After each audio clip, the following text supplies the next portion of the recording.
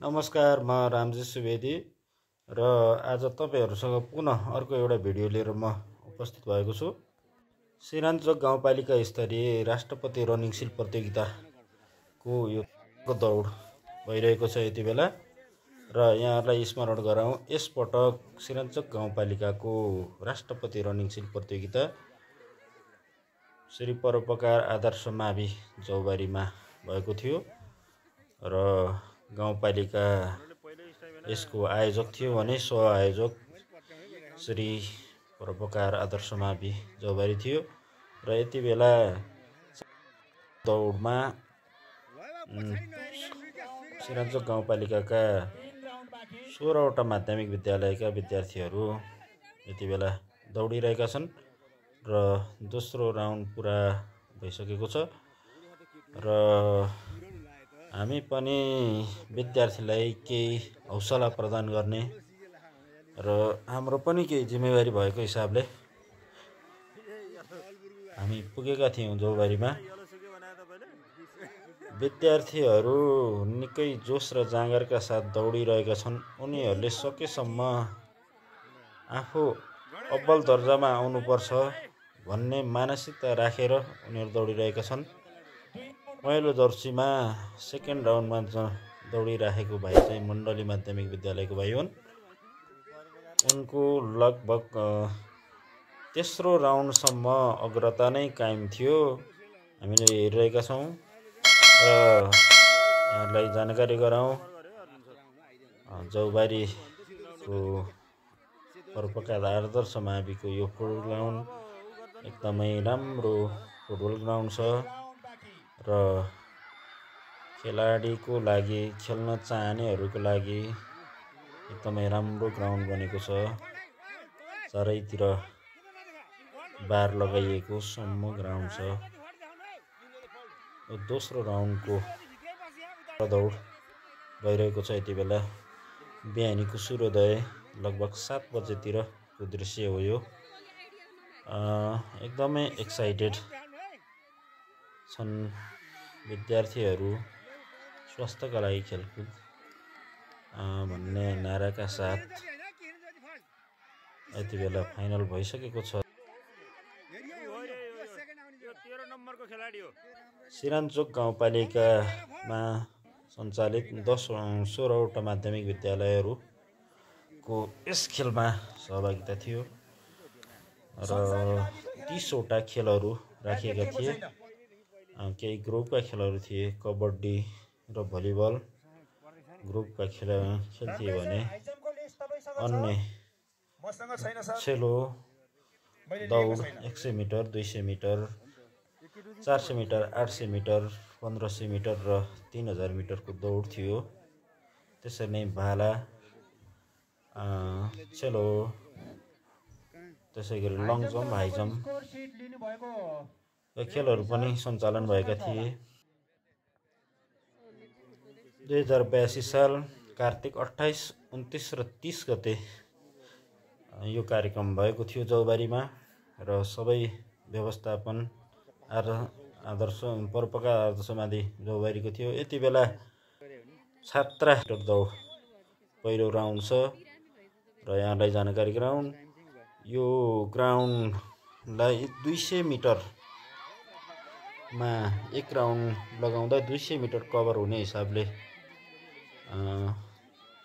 यहाँ ट्र्याक बनाइएको छ र पहिलो राउन्डमा आफ्नो ट्र्याकमा दौडनु पर्ने छ र लगभग ग्राउन्डको आधा भागमा 100 मिटर अर्थात् 100 मिटर पछि पहिलो राउन्डमा दौडन सकिने जानकारी दिएको छ र यहाँ धेरै विद्यालयका शिक्षक साथीहरू अनि त्यस्तै गरेर विद्यार्थी भाइ बहिनीहरू, खेलाडी विद्यार्थी भाइ बहिनीहरू यहाँ उपस्थित थिए।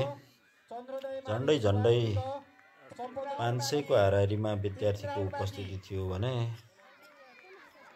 शिक्षक पनि त्यही अनुपातमा कुनै विद्यालयबाट अलि धेरै शिक्षक पनि जानुभएको थियो भने केही विद्यालयहरूको प्रतिनिधित्व गर्दै केही शिक्षकहरू जानुभएको थियो। खेल निकै सौहार्दपूर्ण तरिकाले सञ्चालन भएको र व्यवस्थापन राम्रो पायौँ हामीले यहाँनिर। 2 भएछ बल्ल 2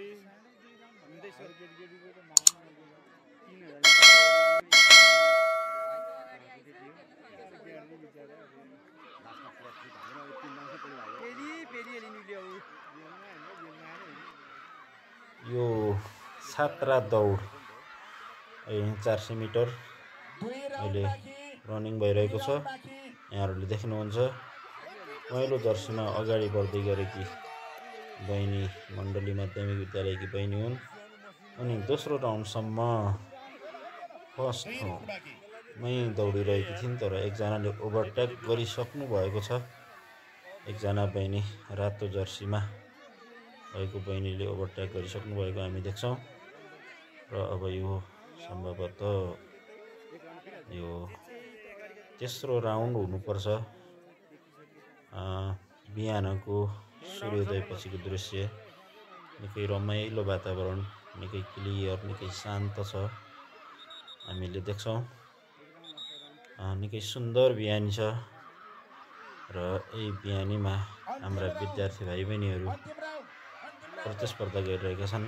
एकजना बहिनी अगाडि छिन्, दोस्रोमा मण्डलीकी बहिनी छन् र यो तेस्रो राउन्ड भइसकेको हुनुपर्छ। हामी निकै उत्सुक थियौँ, आफ्नो विद्यालयले जितोस् भन्ने लाग्दो रहेछ। हामी त्यही अनुसार सल्लाह गरिरहेका थियौँ हाम्रा स्टाफ साथीहरू बसेर, र केही आशा पनि छ हामीलाई अहिलेसम्म पनि। सम्भवतः हामी पनि कुनै एउटा प्रथम द्वितीय तृतीयमा स्थान ओगट्न सक्छौँ भन्ने लागेको छ। र म नजिक जाँदैछु र यति बेला फर्स्ट बहिनी आइसकेकी छन् सेतो टी सर्टमा, र दोस्रो मण्डली माविकी बहिनी दोस्रो भएकी छिन् यति बेला। तेस्रो पनि भइसकेको छ। सोही स्थानमा झन्डै दिउँसो 3 बजेतिरको समय सायद हुनुपर्छ। र यति बेला कबड्डी फाइनलको तयारी हुँदैछ। यहाँनिर कबड्डीका रेफ्रीहरूले यहाँ निर्देशन दिँदै हुनुहुन्छ।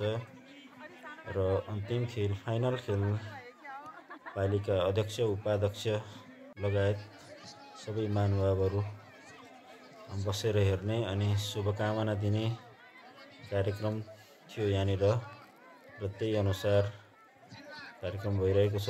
सबैजना अगाडि बसेर हेर्नुभएको छ।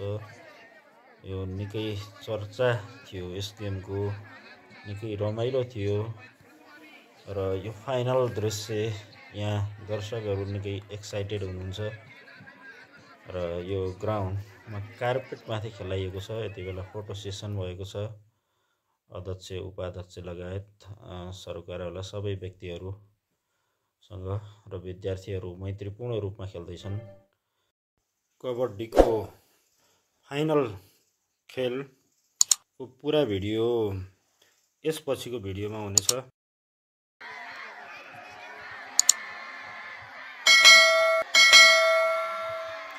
कृपया भिडियोलाई लाइक, कमेन्ट र सब्सक्राइब गरिदिनु होला।